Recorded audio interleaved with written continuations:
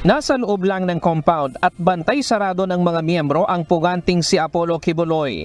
Ito ang paniniwala ng Philippine National Police, kaya tinututukan nila ang Kingdom of Jesus Christ compound sa Barangay Buhangin, Davao City.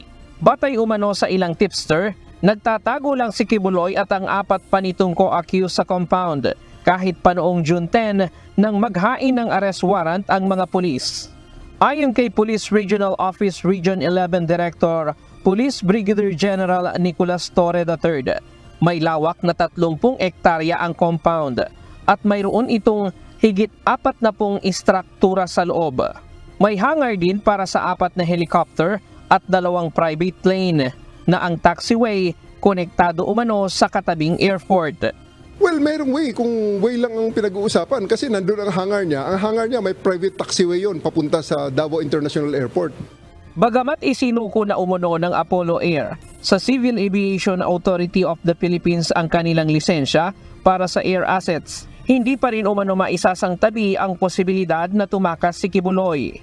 Lalo na't nakita umano kamakailan ang paglipad ng isang helicopter mula sa compound.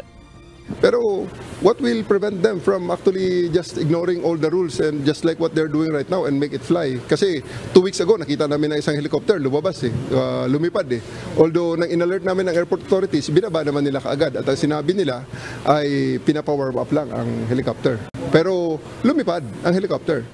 Inamin naman ng PNP na malaking hamon ang paghuli kay Quiboloy dahil sa kanyang mga miyembro na handang maging human shield. The challenge is how to implement this in accordance to the rules, pero at the same time with least casualty on both sides. Ayaw natin nun. Ayaw talaga natin nun. Giit rin ng PNP, hindi panggigipit ang ginagawa nilang paghihigpit dahil bahagi ito ng kanilang estratehiya para masukol si Quiboloy. Kaya apila ng PNP kay Quiboloy, sumuko na lang ng matiwasay at harapin ang kanyang kaso sa hukuman. Ryan Lacanlale, UNTV News and Rescue. Diyos ang aming sandigan, serbisyo publiko ang aming pinahahalagahan.